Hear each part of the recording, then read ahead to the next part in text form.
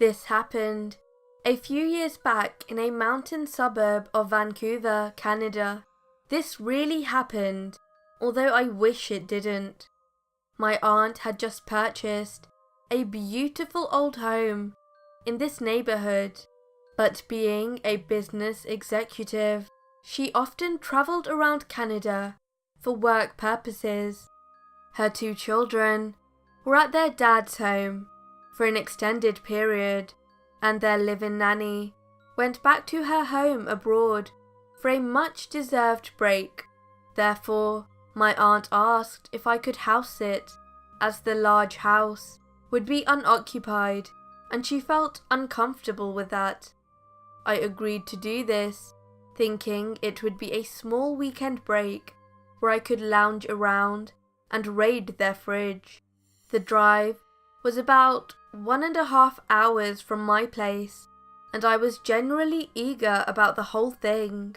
The nanny, who we were very close to, and who was like a second mother to my younger cousins, warned me before leaving that she thought the house was haunted.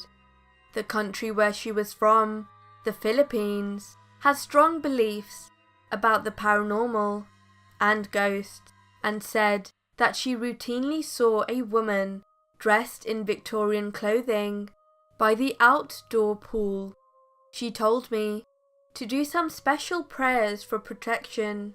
Being a believer in the paranormal and experiencing things myself before in an unrelated incident, I took her seriously and was a bit frightened, but I figured at this point it was too late to back out. She left, and I settled into the home. The first few hours were pretty uneventful. I just watched some TV, browsed the internet, and read some of their tabletop magazines. Eventually, I sort of forgot about what she had said about the haunting. I ate dinner, took a brief swim, and then things started getting a bit weird. I had that familiar feeling of being watched that most people report when speaking of the paranormal. I tried my best to shrug it off and realized that I had forgotten an extra towel outside on one of the patio chairs back when I was swimming. When I went outdoors, the towel was floating in the middle of the pool. This freaked me out a bit, but I forced myself to calm down and watched TV, hoping it would distract me. I was watching reruns of My So-Called Life when the faucet in the kitchen began to pour water. I went to turn it off and noticed that a single plate lay in the center of the floor, facing down. I put it away and nervously got back to the TV room, but I sat in the corner with my back facing the wall because I was growing scared and didn't want something to sneak behind me, like in a horror movie.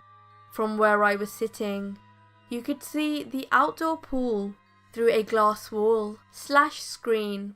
After about a half an hour, I noticed the water was sort of bubbling. I went close to the glass door to investigate and saw that it appeared the water was moving, as if someone were doing quick laps back and forth, yet there was no audible splash sounds to accompany the movement. I also got an overwhelming sense of dread, and goosebumps formed on my arms and on the back of my neck. I turned off the TV and made sure all the doors were locked and sprinted upstairs to the master bedroom. I curled up under the covers and started reciting the prayers the nanny taught me before she had left. I must have stayed awake for what felt like hours, long after the sun had set, trying to will myself to sleep. I had left the lights in the room on because I was frightened. As I closed my eyes and tried to calm down, I heard a piercing scream that seemed to come from outside the window. The light then turned off, leaving me in darkness. At this point, I was having a heart attack, but I was too scared to move. All of a sudden, the locked windows started to flap open and shut forcefully.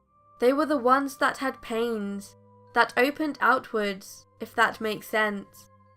Also, at the same time, the thick, heavy wooden doors in the hallway, leading up to the bedroom, began to do the same, causing loud banging, and I felt as if the whole house was shaking.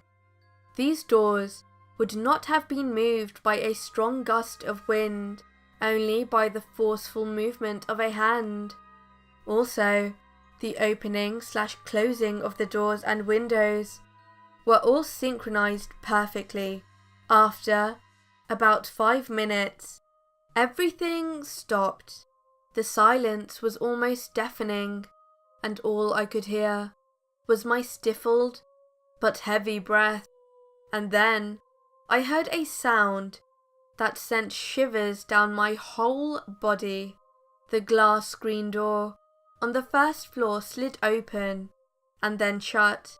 There were slow, methodical steps coming through the TV room and then up the stairs.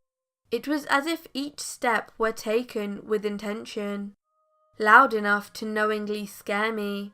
Then the first door opened in the hallway, then the other, and finally the bedroom door creaked open.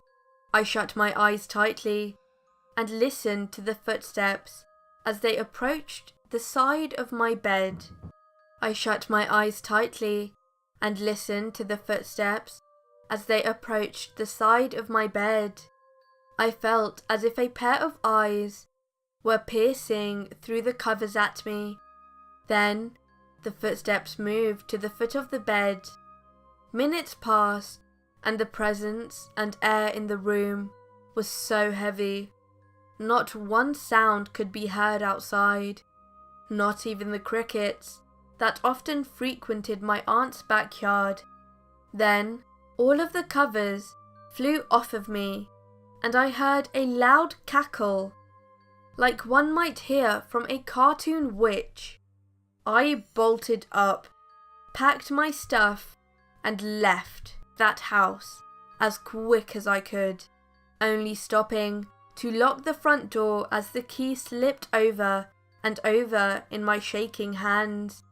I left the screen door unlocked, but figured no one could get to it anyways, as there was a big fence surrounding the backyard, and frankly, in that moment, it was not my top priority.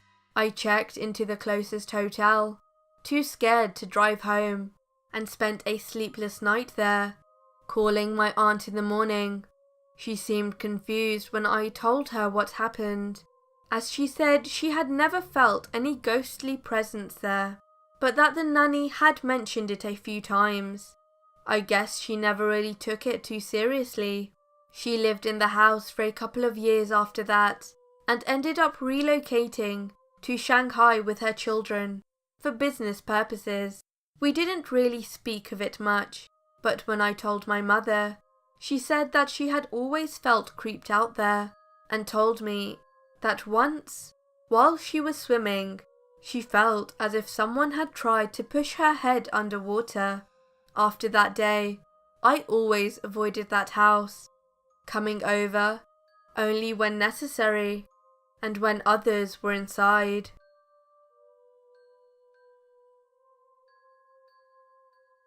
Hello everyone, SinisterShaf here. This story was The Nanny Tried to Warn Me, House Sitting Gone Horribly Wrong by Izzy888. Thank you for letting me narrate your story. If you enjoyed this video, then please remember to like and subscribe if you have not done so already. Also, if you can, share this video with your friends. You can now also follow me on Facebook and Twitter. Links are in the description box below. Thank you for watching, and, as always, stay sinister.